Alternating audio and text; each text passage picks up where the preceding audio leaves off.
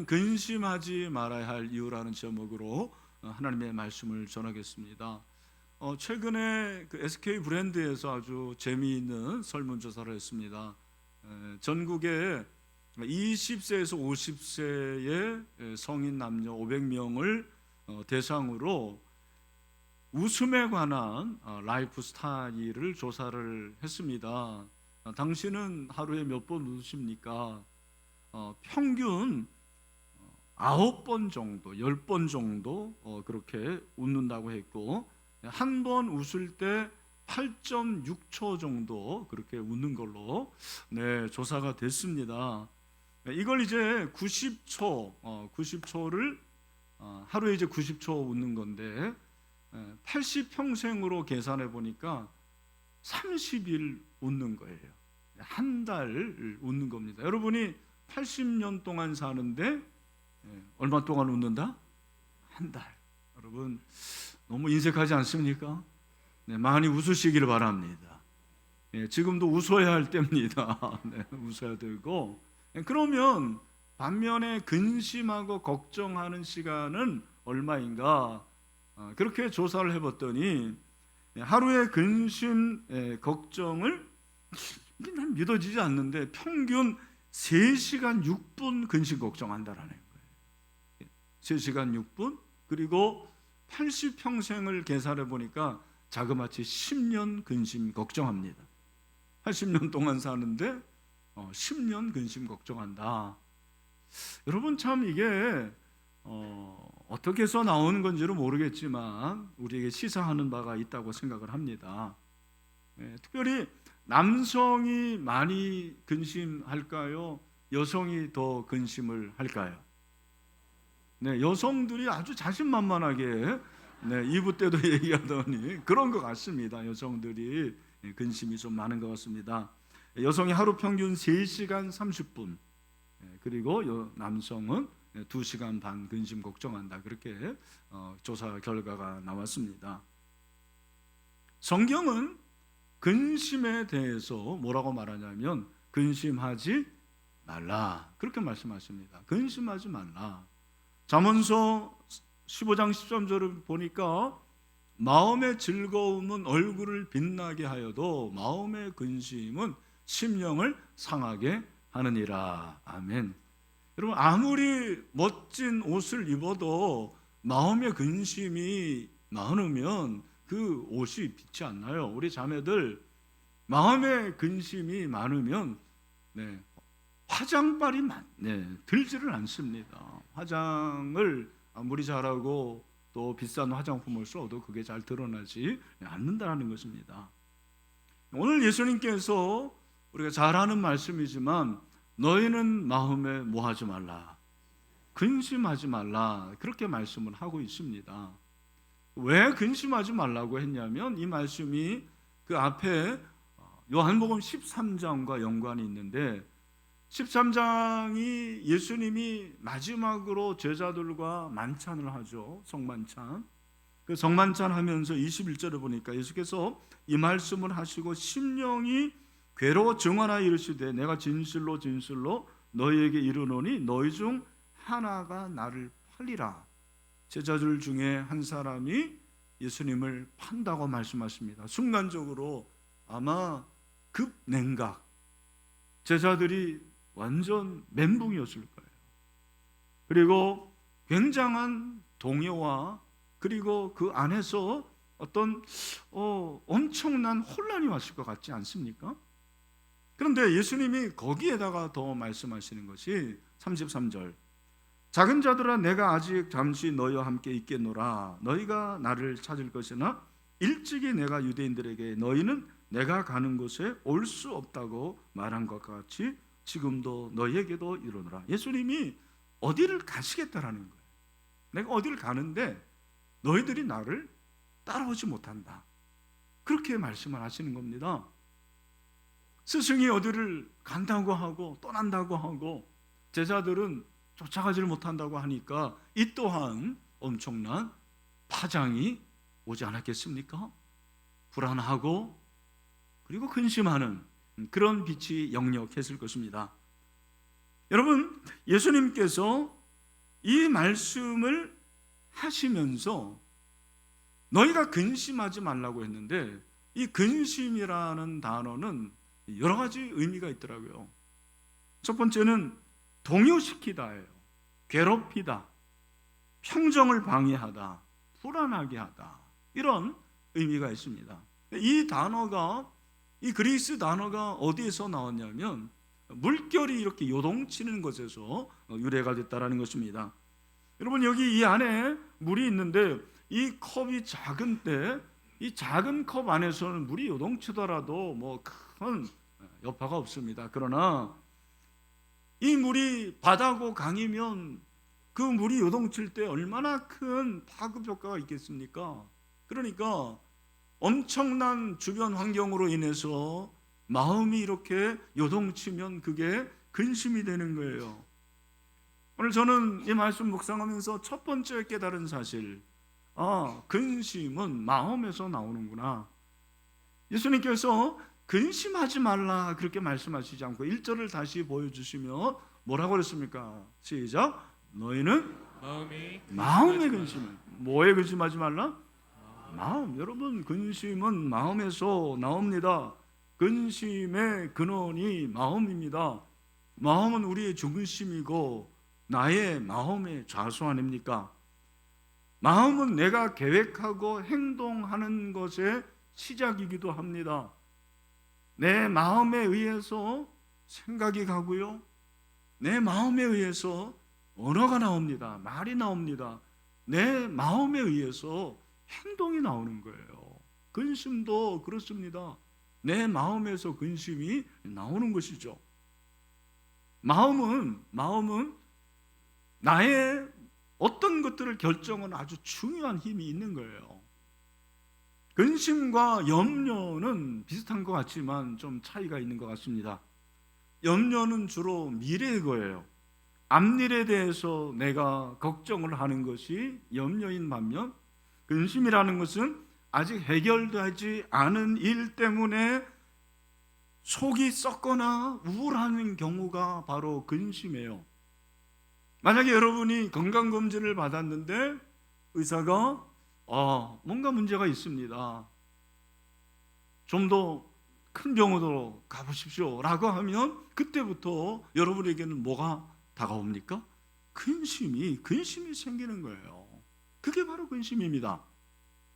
여러분이 집을 샀는데, 집을 구입했는데 전세금 그리고 그 집값을 내가 어떻게 구할 수가 없어요. 큰일 났습니다. 늘 그 생각이죠. 그게 근심이에요. 어떤 일을 내가 마무리하지 못하고 그것 때문에 늘 마음이 우울한 경우가 바로 근심이라는 것입니다. 여러분, 성경은 근심하지 말라고 하면서 마음을 잘 지키라고 그렇게 말씀을 하시는 거죠. 잠언서 4장 23절 말씀 다 같이 한번 읽어볼까요? 시작. 모든 지킬 만한 것 중에 더욱 내 마음을 지키라. 생명의 근원이 이에서 남이니라. 아멘. 마음에서 생사가 결정이 돼요. 오늘 이 시간도 여러분이 어떤 마음을 가지고 예배를 드리고 여러분이 어떤 마음을 가지고 설교를 듣느냐에 따라서 은혜가 결정이 되는 거예요. 마음이 너무 중요한 거예요. 저거 들을 게 없다, 내가 다 아는 얘기다, 그러면은 별의별 소리를 해도 여러분의 은혜가 안 될 거예요. 그러나 주님께서 나에게 주시는 말씀인 것 같다, 마음을 먹고 그렇게 들으면 하나님께서 은혜를 줄 줄로 믿습니다. 우리가 마음에 근심하지 말라라는 걸 다 알죠. 근심하지 말라라는 걸 모르는 사람이 누가 있습니까? 머리로도 동의가 되고 그리고 입으로도 아멘, 근심하지 말자, 또 결정도 그렇게 하지 않습니까? 그러나 우리의 실제 생활을 보면 근심을 해요, 안 해요? 하죠. 근심을 합니다. 저도 근심을 하는 사람 중에 하나입니다. 근심에 쌓여 살죠. 근심하지 않아도 될 일까지 근심하는 것이 바로 인간이 아닌가 생각합니다. 심지어는 근심할 거리가 없으면 그것 때문에 근심하는 게 바로 우리 인간이 아닌가 생각합니다. 근심에 쌓여 사는 것입니다. 오늘 예수님께서 근심하지 말라 그렇게 말씀하시면서 좀 제가 볼 때는 다른 방향으로 지금 가는 것 같습니다. 그러니까 근심하지 말라고 하면 어떤 심리적인 얘기를 해야 되겠고, 그리고 인간의 실존 이런 것에 대해서 말씀해야 될 것 같은데, 오늘 2절을 보십시오. 2절을 보니까 뭐라고 그랬습니까? 내 아버지 집에 거할 곳, 집 얘기를 해요. 내 아버지 집에 거할 것이 많도다. 이건 여담입니다만 성경이 전체 몇 장입니까? 1189, 1189장인데 제가 개인적으로 우리 한국교회 성도들이 제일 좋아하는 말씀은 요한복음 14장이 아닐까 그런 생각을 합니다. 왜요? 집이 많대요. 집이. 우리 여기 특별히 30, 40대들이 많은데 애를 낳지 못하는 이유가 집 때문이라고 그러잖아요. 그런데 내 아버지 집, 천국을 말하는 거예요. 거할 곳이 많다 그렇게 말씀을 하고 있습니다. 여러분, 이 거할 곳이라는 이 단어가 오늘 이 본문에는 거처라는 단어로도 사용이 돼요. 근데 원어를 보면 이 거할 곳이라는 이 단어와 그리고 3절의 거처와는 좀 달라요. 잘 들으십시오. 내가 아버지 집에 거할 곳이 많다라고 했을 때 이 거할 곳이라는 이 단어는 전부터 있었던 집을 말하는 거예요. 하나님께서 저 천국에 원래 준비하셨던, 가지고 계셨던 그곳을 거할 곳이라고 얘기를 하고 있습니다. 그런데 3절에 너희를 위하여 거처를 예비한다고 했을 때 이 거처는 제가 가지고 있는 주석을 보니까 신자들이 수용될 장소. 수용이라는 단어, 이게 아마 이제 번역을 해서 그런 것 같죠? 신자들이 이렇게 거할, 앞으로 거할 그런 장소라는 거예요. 예수님께서 내가 너희를 떠난다라는 것은 이제 천국에 갈 텐데, 그 천국에 가면 이미 하나님께서 신자들을 위해서 예비하신 그러한 집들이 있는데, 예수님이 그 집들 가운데서 저와 여러분이 있어야 될 그곳을 수속을 하시는 거예요. 마치 부동산 중개업자들이 하는 것처럼 그렇게 하신다는 것입니다. 본래 있던 그 거할 곳에 그들이 가 있을 수 있도록 모든 수속을 이행하신다, 그렇게 말씀하고 있는 거죠. 예수님이 이 수속을 어떻게 하십니까? 도장을 찍습니까? 사인을 합니까? 예수님께서 어떻게 이 수속을 하시는 걸까요? 오늘 이 본문은 13장부터 이어져서 그리고 17장까지 고별 설교가 시작이 돼요. 그러니까 예수님이 제자들을 이제 떠나시고 십자가에 죽으시고 부활하시고 승천하시고 다시 오실 것을 말씀하십니다. 이걸 통해서 너희들이 거할 곳을 내가 준비하겠다, 내가 예비하겠다라는 거. 저는 이것이 너무 큰 은혜가 됐어요. 아마 여러분 중에도 집 한 칸 없는 분이 있을 거예요. 그럼 나에게 저 영원한 하나님의 집에 거할 곳을 내가 수속하러 가겠다. 내가 그 집을 너에게 주겠다. 다시 올 것이다. 재림할 것이다. 말씀하시고 약속하십니다.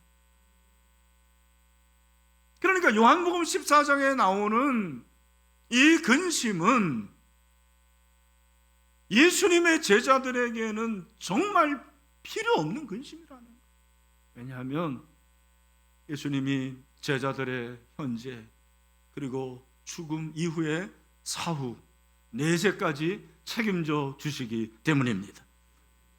주님은 현재적으로 제자들과 함께 하십니다. 그리고 십자가에 죽으시고 부활하시고 승천하시고 다시 재림하심으로 제자들의 모든 미래를 책임지시는 분이십니다. 그래서 예수님은 제자들과 함께 하시겠다고 약속하시는 거예요. 내가 너희와 함께 하겠다. 영원히 너희와 함께 하겠다. 근심하지 마라. 근심하지 말아야 될 이유가 무엇입니까? 내가 너희에게 돈을 주겠다. 내가 너희에게 권력을 주겠다. 내가 너희에게 가장 좋은 이 세상의 것들을 주겠다라는 것도 있지만 우리 주님께서는 우리가 거할 영원한 천국을 준비하고 계십니다. 주님은 영원히 우리와 함께 하십니다. 왜 근심하지 말아야 될까요? 예수님이 당신과 함께 하시기 때문입니다. 그 예수님은 지금 우리와 함께 하십니다. 이곳에 함께 하십니다. 예수님은 우리의 예배와 함께 하십니다. 여러분 예배드리고 이제 집으로 가는 그곳에 함께 하십니다. 월요일부터 일하는 직장에 함께 하십니다. 예수님은 여러분이 사업할 때 함께 하십니다. 여러분이 힘들 때 함께 하시고 여러분이 눈물 흘릴 때 함께 하십니다. 그 예수님이 함께 하심으로 저와 여러분은 근심하지 말아야 되는 것입니다. 그래서 예수님은 임마누엘입니다. 따라합시다. 임마누엘. 예수님은 예수님이십니다. 예수님은 예수님의 이름이죠. 그런데 예수님의 다른 이름이 바로 임마누엘이에요. 마태복음 1장 23절 말씀 시작. 보라, 처녀가 잉태하여 아들을 낳을 것이요 그의 이름은 임마누엘이라 하리라 하셨으니 이를 번역한즉 하나님이 우리와 함께 계시다 함이라. 아멘. 여러분 하나님이 우리와 함께 계십니다. 당신과 함께 계시는 거예요. 외롭고 힘들고 어렵고 포기하고 싶을지라도 근심이 있을지라도 염려가 있을지라도 우리 주님이 당신과 함께 하십니다. 그리고 그 주님이 승천하시면서 우리와 영원히 함께할 분을 주셨습니다. 그분이 바로 보혜사 성령님이십니다. 요한복음 14장 16절 말씀 또 한번 읽읍시다. 시작. 내가 아버지께 구하겠으니 그가 또 다른 보혜사를 너에게 주사 영원토록 너희와 함께 있게 하리니. 아멘. 여러분 보혜사는 예수님이죠. 또 다른 보혜사는 성령입니다. 보혜사는 헬퍼입니다. 보혜사는 변호사입니다. 보혜사는 대변입니다. 보혜사는 저와 여러분과 함께 하시는 능력의 하나님인 줄로 믿습니다. 우리가 근심하지 말아야 될 이유, 우리 주님이 우리와 영원히 함께 계시기 때문입니다. 그럼 우리가 어떻게 근심하지 않고 믿음으로 살 수 있을 것인가? 첫 번째, 나와 함께 하시는 예수님을 믿으시길 바랍니다. 오늘 여러분 1절을 보면 너희는 마음에 근심하지 말라. 하나님을 믿으니 또 나를 믿으라. 하나님을 믿으니 또 나를 믿으라. 나는 예수님인데 하나님 믿는 건 뭐고 예수님 믿는 건 뭔가 같은 의미예요. 근데 왜 하나님을 믿으니 또 나를 믿으라고 했을까?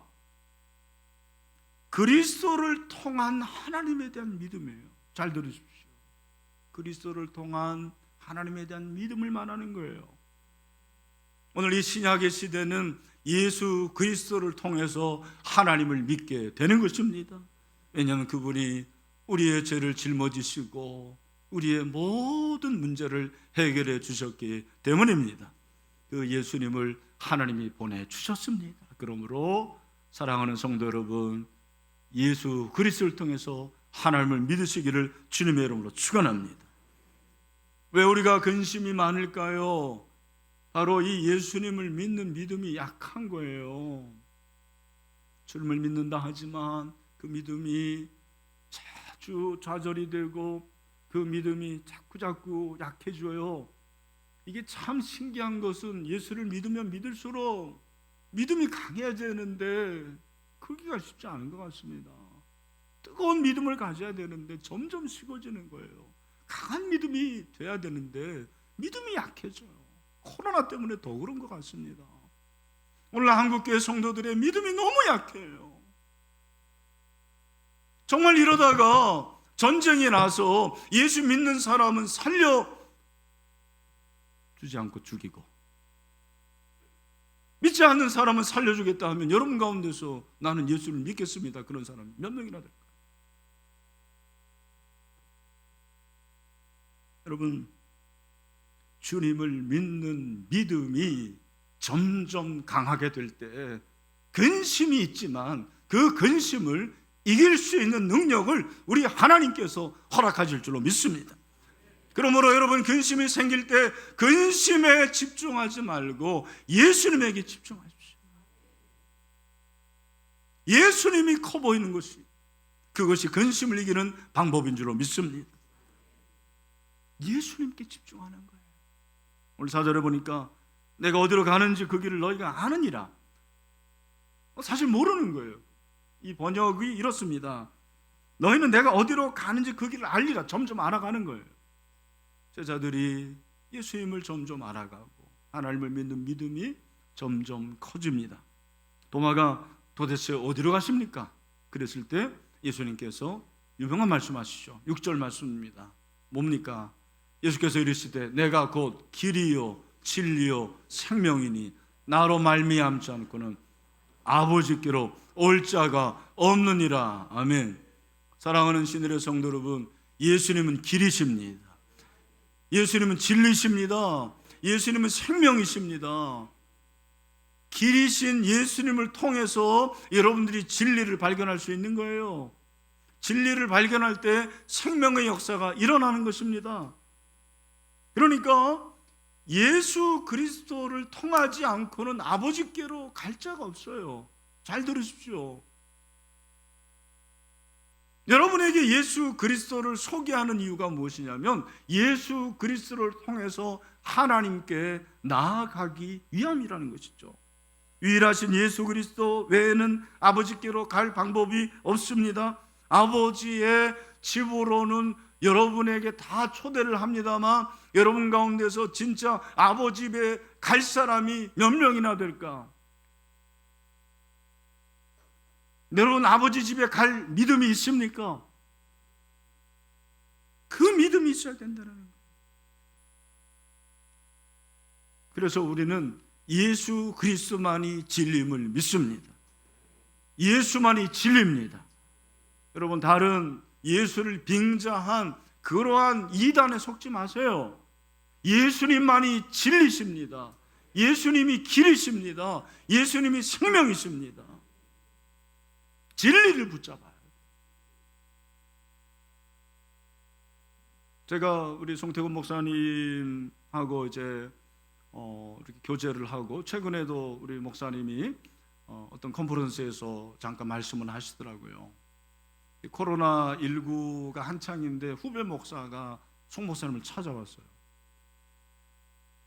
송 목사님 찾아와가지고는 목사님, 제가 개척을 한 지 얼마 안 되고 막 목회가 재밌으려고 하는 찰나에 코로나가 터졌습니다. 그래서 목회가 너무 어려워졌습니다. 재정도 어렵고 성도들도 어렵고 이제 목회를 그만둬야 될 것 같습니다. 그러면서 이 목사님이 울면서 얘기를 하더래요. 그런데 목사님, 저 진심으로 목회했습니다. 진심으로 목회했습니다. 그러더래요.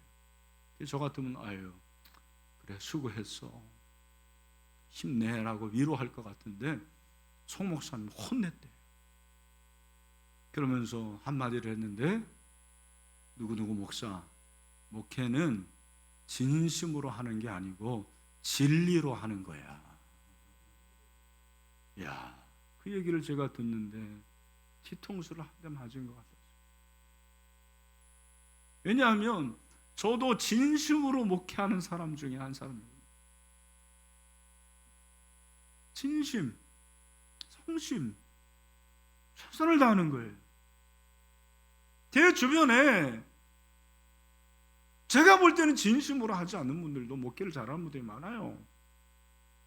갈 때 다 가고 할 거 다 하고 즐기면서도 그렇게 목회하는 분들이 있는데 진심으로 하는데 왜 목회가 안 되냐라는 거예요. 여러분, 이 세상이 진심으로 해서 다 되면 안 될 사람 없는 것 같습니다.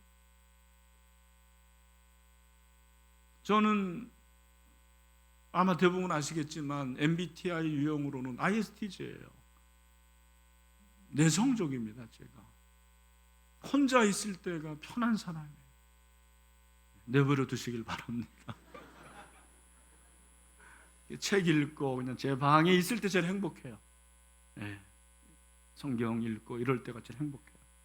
S는 이제 제가 감각, 눈에 보이는 것이 큰 사람이에요. 늘 조심해야죠. 눈에 보이지 않는 천국이 믿어지는 게 기적입니다. 하나님의 은혜예요. 그리고 thinking, 이성적인 사람입니다. 그리고 판단을 하는 것이 저에게 익숙한 사람이에요. 그런데 여러분, 저 같은 사람은 현실주의자고 책임이 강하고 그리고 높은 수준을 요구한다고 얘기를 하더라고요. 근데 제가 말하고 싶은 건 뭐냐면, 여러분들 중에서 인생을 살아가는 데 있어서 정말 진심으로 내가 일하고 진심으로 직장생활하고 진심으로 부부생활하고 진심으로 부모를 섬겼는데도 알아주지 못하는 경우가 있습니다. 세상은 그런 거예요, 여러분. 그때 진리를 붙잡으시길 바랍니다. 진리를 붙잡으시고 주님을 붙잡아야 돼. 말씀을 붙잡아야 돼. 진심은 나를 속여. 왜냐하면 내가 진심이지만 그 진심도 가변기는 거예요. 그렇지 않습니까? 진리는 영원하고 변함이 없습니다. 진리 되신 예수 그리스도를 여러분들이 붙잡고 근심을 이길 수 있게 되기를 축원합니다. 두 번째, 나와 함께 하시는 예수님과 교제하라라는 거예요. 오늘 7절을 보니까 너희가 나를 알았다 그러면 내 아버지도 알았으리라. 이제부터는 너희가 그를 알았고 또 보았느니라. 예수님께서 근심을 말씀하시면서 내가 너희를 위해서 처소를 예비하고 다시 올 거다. 근데 너희들이 할 게 뭐냐면 하나님을 더 알아가라라는 거예요. 그걸 어떻게 표현하냐면 10절에 내가 아버지 안에 거하고 아버지는 내 안에 계신 것을 내가 믿지 아니하느냐. 내가 너에게 이르는 말은 스스로 하는 것이 아니라 아버지께서 내 안에 계셔서 그의 일을 하시는. 요한복음이 상당히 다른 복음서에 비해서 좀 깊어요. 그 중에 10절 11절에 보면 안에 거한다라는 게 계속 나와요. 안에 거하고 안에 거. 이 안에 무엇 안에 그리스도 안에, 이건 연합을 말하는 거죠. 거한다라는 거, 이것이 바로 동행이죠. 교제죠. 안에 거하는 거. 여러분, 예수 그리스도 안에 거하시길 바랍니다. 그런데 예수님은 잘 들으십시오. 10절 11절에서 삼위일체를 말하는데 성부의 말과 행동이 내 안에 거한대요. 그리고 성자의 말과 행동이 성부 안에 거한다고 합니다. 이건 뭘 말하는 거냐면 성부와 성자의 교제를 말하는 코이노니아가 여기 나옵니다. 여러분, 하나님 아버지와 아들 예수 그리스도가 전혀 딴 일을 하는 게 아니에요. 여러분, 성부는 하나님이십니다. 성자도 하나님이십니다. 두 분이 교제하십니다. 코이노니아 하십니다. 그러므로 너희들 걱정하지 말라라는 거예요. 걱정하지 말고 제자들에게 너희도 예수 나와 교제해라. 하나님과 교제하라. 그렇게 말씀하십니다. 여러분, 근심이 많을수록 주님과 교제하시길 바랍니다. 근심이 생길수록 기도의 자리에 나아가고 말씀을 붙잡고 그리고 하나님의 음성을 듣기에 힘쓰시기를 축원합니다. 저는 개인적으로 이게 어디 검증된 것도 없지만 성경에 나오는 많은 분들 가운데서 가장 근심이 없었던 사람이 누굴까? 오늘 이 말씀에 의하면 저는 에녹인 것 같습니다. 왜냐하면 에녹은 여러분이 아시는 대로 창세기 5장 21절 이하를 보면 무드셀라 낳고 그리고 300년을 하나님과 동행했다라는 거예요. 300년을 하나님과 동행했어요. 여러분 그 결과가 무엇입니까? 하나님이 그를 데려가심으로 세상에 있지 않았어요. 아시는 대로 죽지 않고 죽음을 보지 않고 하늘나라에 간 사람이 몇 명 있는데 그 중에 한 사람이 에녹이죠. 엘리야죠. 그죠? 그런데 이 에녹은 300년간 하나님과 동행했어요. 저는 그런 생각합니다. 에녹아, 너는 늘 나와 동행했지. 너는 나와 동행하는 가운데서 이 세상의 근심과 걱정을 다 잊어버리고 그렇게 살았구나. 그러니 이제는 나와 함께 영원히 살자. 천국에 들어와라. 그래서 죽지 않고 에녹을 부르시지 않았나. 여러분 이거는 제가 상상한 것입니다. 사랑하는 신일의 성도 여러분, 근심하실 때 다른 거 많이 접하지 마시고 주님을 접하십시오. 주님과 교제하십시오. 그리고 옆에 있는 형제 자매들과 교제하세요. 그게 목장이에요. 여러분 코로나19로 인해서 한국교회가 100만 명이 성도가 사라졌답니다. 100만 명. 너무너무 가슴이 아픈 숫자입니다. 이유가 뭘까? 하나님과 교제하지 않고 성도와 교제하지 않으니까 혼자 홀로 서기가 어려운 거죠. 우리 교회도 그런 분들이 있어요. 너무너무 가슴이 아픕니다. 여러분 소그룹이 왜 있어야 됩니까? 내 속마음을 털어놓고 내 근심을 얘기하고 상대방의 근심을 듣고 함께 기도해주고 그거 아닙니까? 우리 신일교회가 이런 아름다운 소그룹의 교제가 있게 되기를 축원합니다. 근심이 생길 때 한 걸음 한 걸음 주 예수와 함께, 오늘 우리 살렘 찬양대가 찬양 불렀는데 그렇게 주님과 교제하고 동행할 수 있게 되기를 주님의 이름으로 축원합니다. 말씀 마무리합니다. 왜 신자가 근심하지 말아야 됩니까? 예수님이 우리와 영원히 함께 하시기 때문입니다. 그 예수님을 믿읍시다. 진리를 붙잡읍시다. 예수 그리스도와 한 걸음 한 걸음 동행하고 교제합시다. 그래서 근심을 이기고 날마다 승리할 수 있는 여러분이 되시기를 주님의 이름으로 축원합니다.